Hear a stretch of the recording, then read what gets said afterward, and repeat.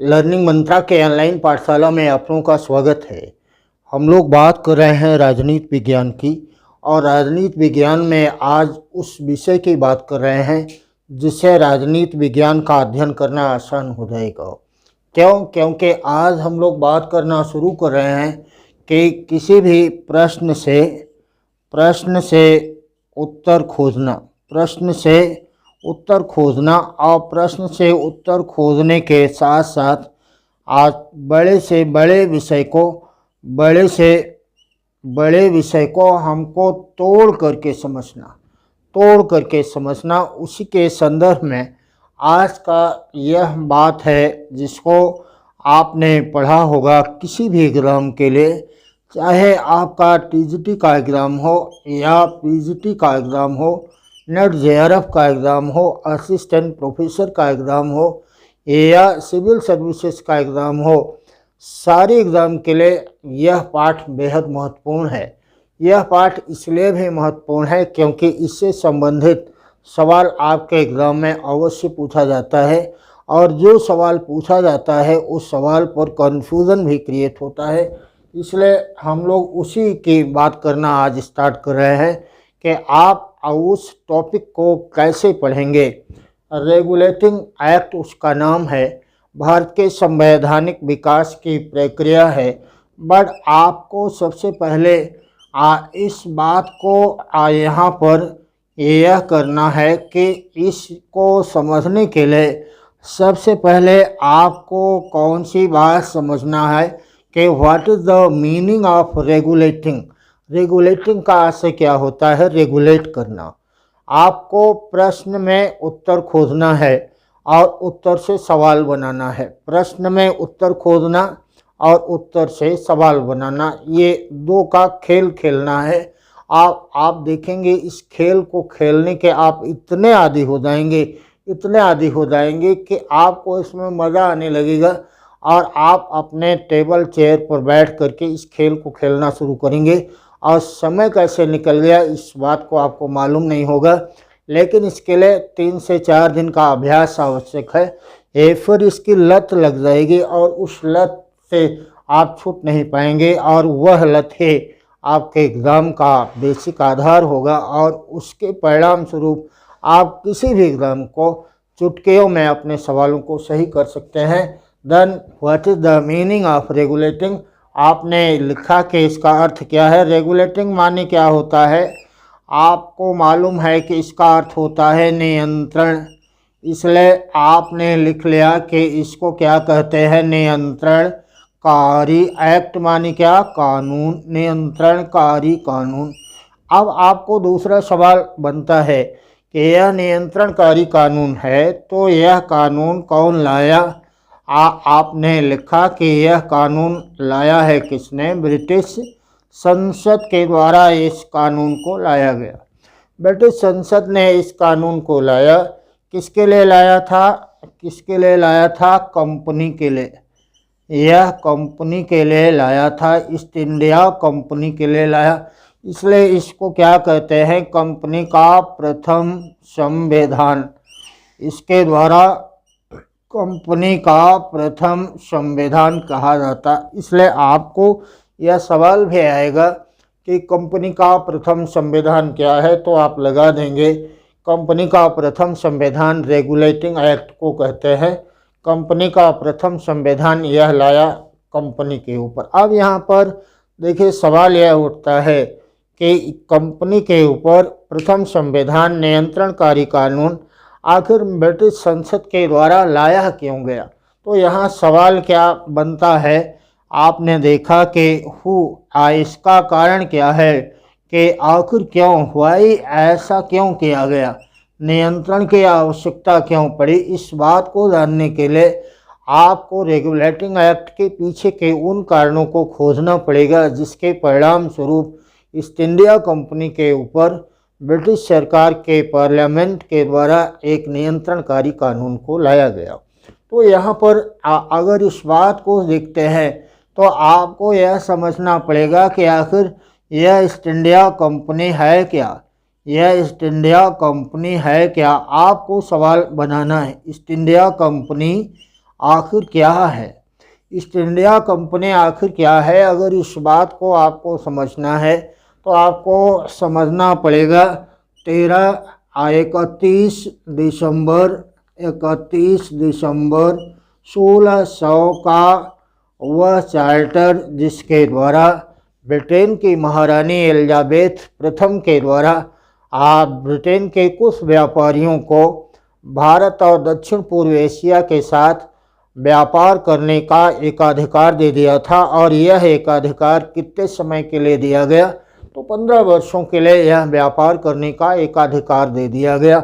अब यहाँ east India company Bharat में व्यापार करने के लिए आ जाती है। इसलिए आपको सवाल यह आता है कि भारत में अंग्रेज़ किस रूप में आए थे, व्यापारी के रूप में ये लोग आए। भारत में अंग्रेज़ किस रूप में आए, व्यापारी के रूप में आते हैं। लेकिन व्यापारी के रूप में आने के बाद जब इन्होंने देखा कि यह बात आपने इतिहास में पढ़ा होगा कि अकबर के शासनकाल में, जहांगीर के शासनकाल में कैप्टन हॉकिंस का आना और सर थॉमस रो के द्वारा अल्टीमेटली बहुत उतार चढ़ाव के परिणाम स्वरूप भारत में ईस्ट इंडिया कंपनी को व्यापार करने की अनुमति मिली। सूरत और मछलीपट्टनम में इनके द्वारा अपनी कंपनी को इस्टेब्लिश किया गया।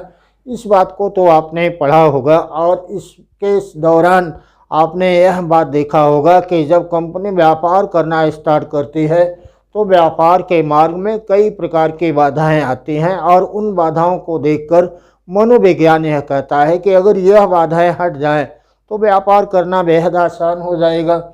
इसी बात को दूर करने के लिए, इसी समस्या के समाधान करने के लिए, व्यापारिक बाधा को खत्म करने के लिए कंपनी के द्वारा साम्राज्यवादी नीति का अनुसरण करना स्टार्ट कर दिया गया। राजनीति विज्ञान की शब्दावली में साम्राज्यवादी नीति के अनुसरण का तात्पर्य यहाँ पर क्या है कि अब ब्रिटिश सरकार के द्वारा भारत के भूभाग पर नियंत्रण और कब्जा करने के ईस्ट इंडिया कंपनी के द्वारा युक्ति का प्रयोग किया जाना स्टार्ट कर दिया। इस प्रयोग के अंतर्गत ईस्ट इंडिया कंपनी के द्वारा सबसे पहले युद्ध लड़ा गया 1757 का प्लासी का युद्ध। 1757 का प्लासी का युद्ध लड़ा गया और 1764 का बक्सर युद्ध लड़ा गया।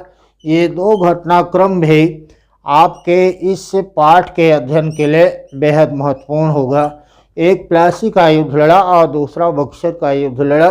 प्लासी और बक्सर दो युद्धों को लड़ने पर आपको दो सवाल भी बनता है कि भारत में ब्रिटिश शासन के नींव किस युद्ध के परिणाम स्वरूप पड़ती है। तो आपको यह बात 1757 के प्लासी युद्ध से है और भारत में ब्रिटिश शासन की नींव कब मजबूत हो जाती है तो 1764 के बक्सर युद्ध से है। क्योंकि 1765 ईस्वी में इलाहाबाद की संधि होती है और इलाहाबाद के संधि के द्वारा बंगाल, बिहार और उड़ीसा का दीवानी अधिकार ईस्ट इंडिया कंपनी को प्राप्त हो जाता है। और इस इलाहाबाद संधि से ईस्ट इंडिया कंपनी भारत की वास्तविक मालकिन बन जाती है। और इस वास्तविक मालकिन बनने के परिणाम स्वरूप एक होता है कि अब राजस्व की वसूली का इनको अधिकार मिल गया।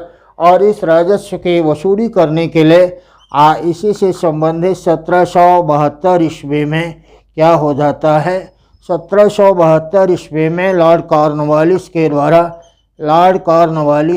द्वारा कलेक्टर के पद का सृजन कर दिया गया। कलेक्टर माने संग्रहकर्ता अर्थात राजस्व का संग्रहकर्ता। आज भी कलेक्टर का सर्वाधिक महत्वपूर्ण कार्य क्या है, राजस्व की वसूली करना। इसलिए कलेक्टर के पद का सृजन कर दिया लॉर्ड कॉर्नवालिस के द्वारा। तो यहाँ राजस्व के संदर्भ में कलेक्टर का जब पद कर दिया गया तो सवाल यहाँ पर यह उठता है कि यह तो एक बैकग्राउंड था और इसी बैकग्राउंड के अंतर्गत रेगुलेटिंग एक्ट को लाने की आवश्यकता पड़ जाती है।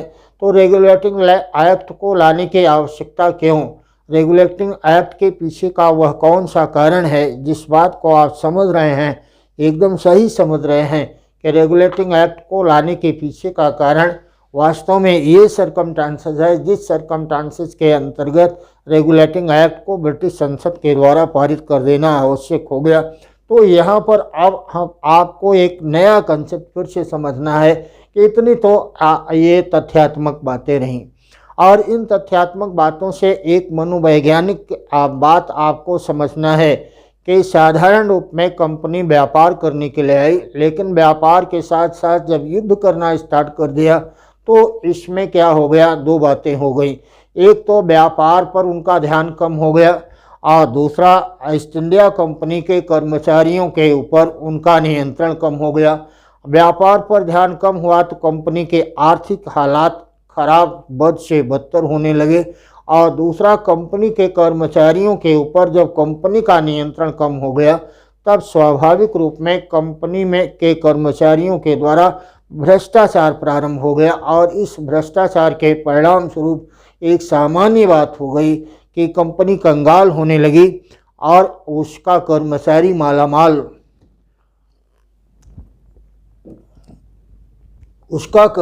मालामाल होने लगा। अब इसके परिणाम स्वरूप इसका इम्पैक्ट भारत में क्या पड़ता है, इसका इम्पैक्ट इंग्लैंड में क्या पड़ता है। हम लोग बात कर रहे हैं कि इसका असर इंग्लैंड में क्या पड़ता है। इंग्लैंड में इसका दो मुख्य असर पड़ा। एक पहला असर क्या पड़ा कि इंग्लैंड के लोग इसके खिलाफ हो गए। इंग्लैंड में एक जनमत तैयार हो गया ईस्ट इंडिया कंपनी के खिलाफ। क्यों? क्योंकि ईस्ट इंडिया कंपनी का कर्मचारी मालामाल हो गया था, लेकिन कंपनी अपने कंगाली का रोना रो रही थी। तो परिणाम इसका यह निकला कि कंपनी के खिलाफ इंग्लैंड में एक नए प्रकार का माहौल बन गया, और इस माहौल के परिणाम स्वरूप अब वहाँ के लोगों ने आंदोलन करना स्टार्ट कर दिया ब्रिटिश सरकार से। ब्रिटिश सरकार से इस बात के लिए आंदोलन करना स्टार्ट कर दिया कि हमको भी अब दक्षिण पूर्व एशिया और भारत के साथ व्यापार करने का लाइसेंस दिया जाए, और ईस्ट इंडिया कंपनी के जो एकाधिकारी लाइसेंस को दिया गया है उसको रद्द कर दिया जाए। यहाँ महत्वपूर्ण बात इस बात की भी पड़ी कि ईस्ट इंडिया कंपनी को जो लाइसेंस व्यापार करने के लिए दिया गया था, ईस्ट इंडिया कंपनी ने वह लाइसेंसिंग फीस ब्रिटिश सरकार को अदा किया नहीं, और दूसरे उल्टे एक नया ऋण पत्र अपने आर्थिक स्थिति से निपटने के लिए एक नया ऋण पत्र को ब्रिटिश सरकार के समक्ष महारानी एलिजाबेथ के सामने प्रस्तुत कर दिया। अब इस बात को देख करके और जन आंदोलन को देखते हुए ईस्ट इंडिया कंपनी की जांच करने के लिए लॉर्ड नॉर्थ की सरकार के द्वारा गुप्त समिति का गठन किया गया। आज 1772 ईस्वी में इसका गठन किया गया, और इसी के सिफारिश पर, इसलिए आपको सवाल आता है कि किसकी सिफारिश पर, इसी के सिफारिश पर अल्टीमेटली 1773 का रेगुलेटिंग एक्ट पारित किया गया।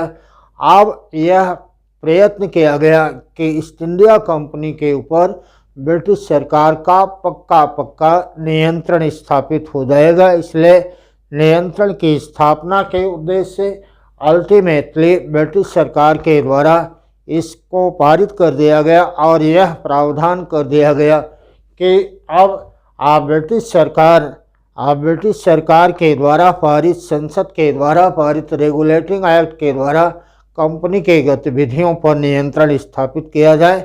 इसीलिए इसको कहा जाता है कि यह कंपनी का प्रथम संविधान है। तो यहाँ पर हम लोगों ने इस बात को समझने का प्रयास किया कि आखिर रेगुलेटिंग एक्ट के पीछे का वह कौन सा कारण है जिसके परिणाम स्वरूप रेगुलेटिंग एक्ट को पारित किया गया। यह अप्रोच आपके अन्य विषयों को भी समझने में मदद करेगा, ऐसी हम उम्मीद करते हैं। अगर आपको इस बात को समझने में कोई असुविधा हो रही है या आपको किसी अन्य टॉपिक अवधारणा पर कोई बात समझना है, आप कमेंट बॉक्स में हमको अवश्य सूचित करें। उस बात को भी समझाने के लिए हम प्रयत्न करेंगे। चलिए, शुभकामनाओं के साथ आज की बात यहाँ तक। अगली क्लास में हम लोग फिर मिलते हैं। तब तक के लिए धन्यवाद। जय हिंद।